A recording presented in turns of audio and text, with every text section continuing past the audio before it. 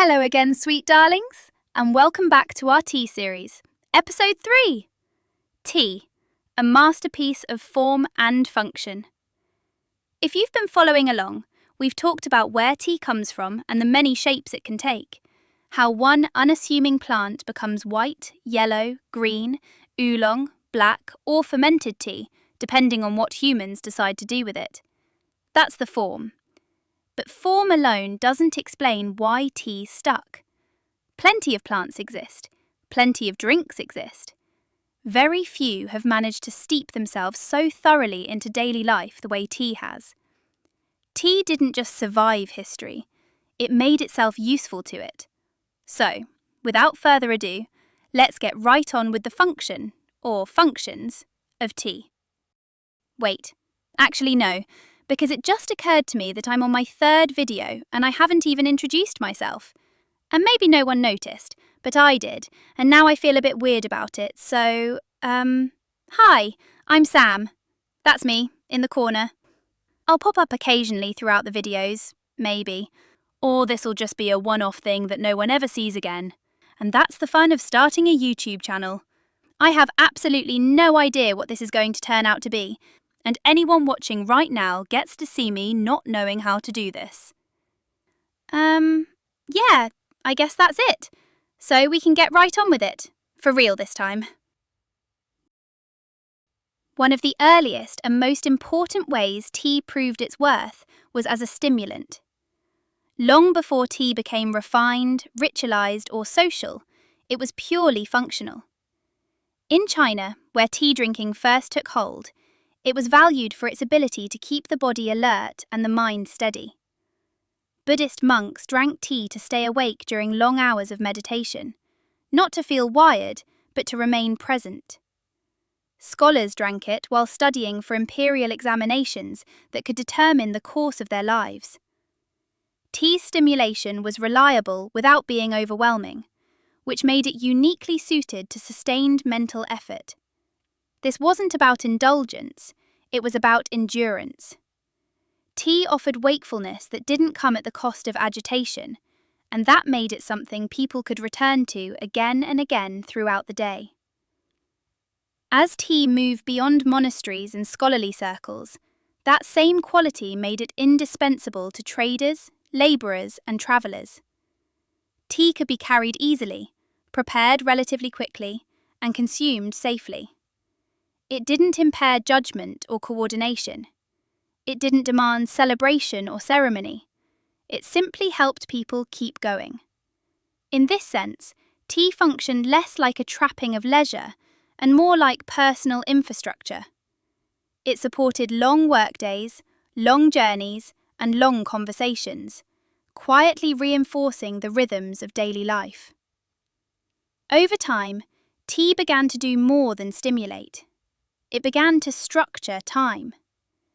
The act of making tea created a pause, a small but deliberate interruption in the flow of the day. Water had to be heated, leaves had to steep.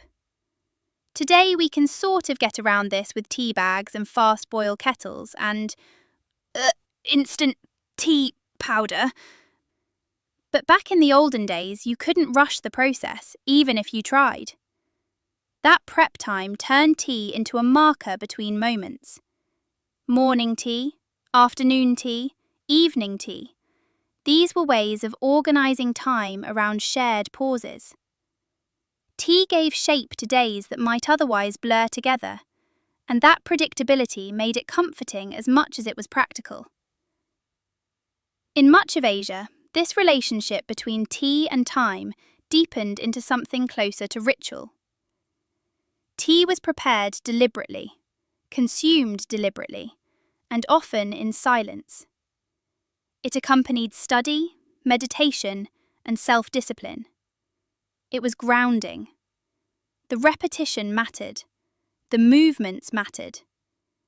Tea became a way of marking not just hours in the day, but a state of mind, present, alert, and composed. Even when tea was shared, it wasn't always about conversation. Sometimes it was about alignment, with oneself, with others, or with the moment at hand. In this way, tea wasn't simply filling time, it was teaching people how to inhabit it. When tea reached Europe, and especially Great Britain, this time-structuring role took on a new social dimension.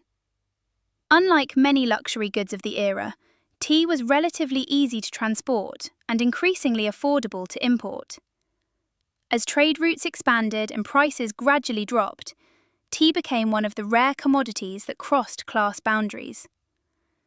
Aristocrats drank it in porcelain cups in drawing rooms, while working families brewed it in kitchens and workshops. The drink was the same, even if the setting wasn't. That overlap mattered.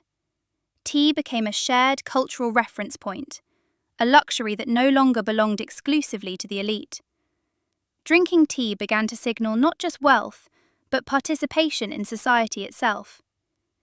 In Britain and across Europe as a whole, tea evolved into a social convention, a reason to gather, to host, to mark hospitality. Offering tea became a way to welcome someone without excess, to create intimacy without obligation. But tea's usefulness wasn't limited to stimulation or social ritual. It also played a quieter, more fundamental role for a much longer period of time: survival. In many parts of the world, boiling water wasn't just about flavour, it was about safety. Brewing tea required heating water to temperatures that made it safer to drink, reducing the risk of waterborne illness, and making it easier for people in cold climates to get enough water without it freezing again as soon as they poured it out. Even when people didn't fully understand the science, the outcome was clear. Tea was a reliable way to hydrate without getting sick. Add to that the small but meaningful nutritional contributions tea provides: trace minerals, antioxidants, and compounds that support digestion and circulation, and it becomes clear why tea earned a place in daily life. This survival function carries through to the modern world in subtler ways. Today, few of us rely on tea to make water safe, but we still reach for it when we need steadiness. A warm cup of tea can signal rest, recovery, or reassurance. It gives the body warmth, the hands something to hold, the mind something familiar. There's a reason tea shows up in moments of stress, grief, or exhaustion. It doesn't solve problems, but it makes them feel more manageable. Sometimes, all you need to reset a bad day is a quiet moment and a warm drink, whether you're alone or sitting across from someone who understands. Taken together, these functions begin to explain tea's endurance. Tea stimulates without overwhelming, structures time, connects people, and supports the body. So when we call tea a masterpiece of form and function, it isn't waxing poetic. The form gave it variety, but the function gave it purpose, and what allowed it to withstand the test of time. Tea earned its place not by being the strongest, the sweetest, or the most intoxicating drink in the room, not because it was exotic or rare, but because it was workable, adaptable enough to meet people where they were, and steady enough to become something they could return to. And that adaptability is what allowed tea to move from monastery to marketplace, from royal court to factory floor, from survival tool to comfort ritual.